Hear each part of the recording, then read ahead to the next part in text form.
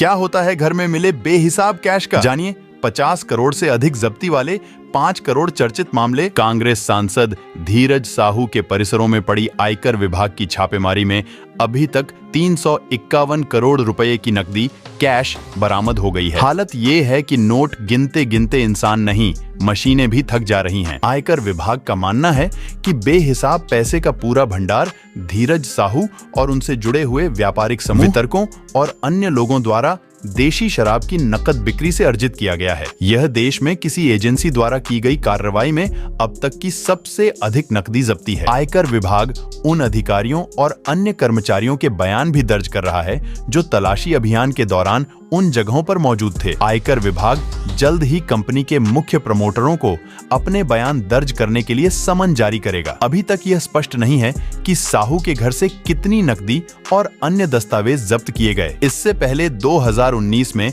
सबसे अधिक कैश कानपुर से बरामद हुआ था, जब जीएसटी इंटेलिजेंस ने एक व्यवसायी के घर पर छापा मारा था और 197 करोड़ रुपए की नकदी जब्त की थी। इसी तरह का एक अन्य मामला 2018 में तमिलनाडु में सामने आया था, जहां एक सड़क निर्माण फर्म के खिलाफ आयकर विभाग ने तलाशी के दौरान 63 करोड़ रुपए की नकदी जब्त की थी। आइए जानते हैं वो धीरज साहू के अलावा वो 4 चर्चित मामले जहां बड़ी संख्या में कैश बरामदगी हुई। 2021 में यूपी में इत्र कारोबारी पीयूष जैन के कन्नौज और कानपुर के ठिकानों से 207 करोड़ रुपए, 196.54 करोड़ रुपए नकद और 23 किलो सोना जब्त किए गए। इसके बाद आगे की पूछताछ के लिए पीयूष को गिरफ्तार कर किया गया था।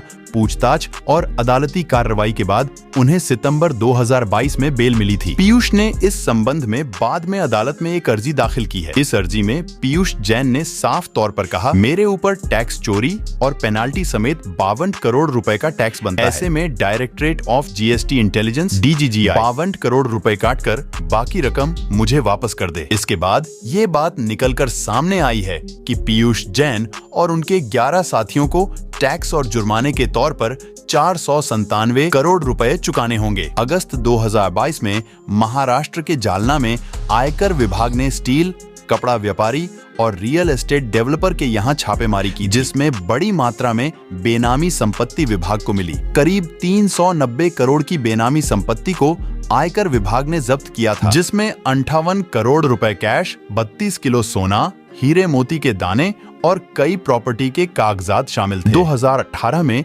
तमिलनाडु में आयकर विभाग ने राजमार्ग निर्माण के काम में लगी एक कंपनी के परिसरों पर छापेमारी के दौरान 163 करोड़ रुपए नकद एवं 100 किलोग्राम सोना जब्त किया था। तृणमूल कांग्रेस सरकार में पूर्व मंत्री पार्थ चटर्जी और उनकी सहयोगी अर्पिता मुखर्जी पर जब ईडी ने छापेमारी की थी तो इस दौरान 49.38 करोड़ रुपए नकद, कई प्रॉपर्टीज, आभूषण और गोल्ड बार बरामद की थी। ये नकदी अर्पिता मुखर्जी के अपार्टमेंट से मिली थी। ऐसे में लोगों के मन में यह सवाल उठ रहा है कि अगर घर में बहुत सारा कैश मिलता है तो क्या वह काला धन यानी ब्लैक मनी है?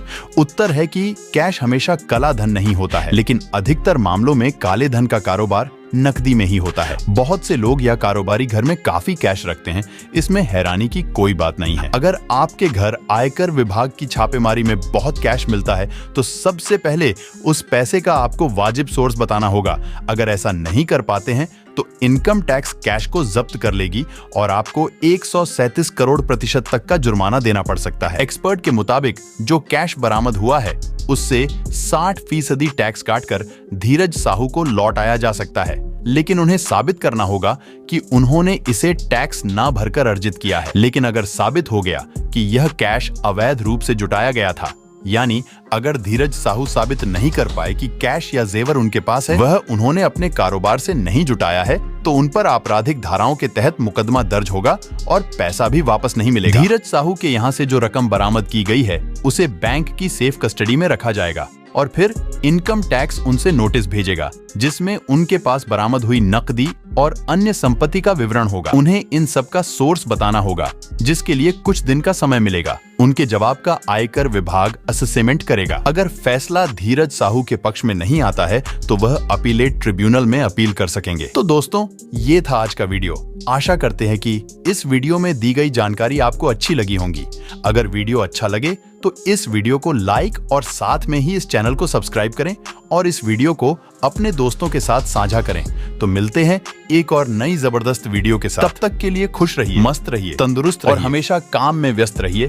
तब तक के लिए जय हिंद।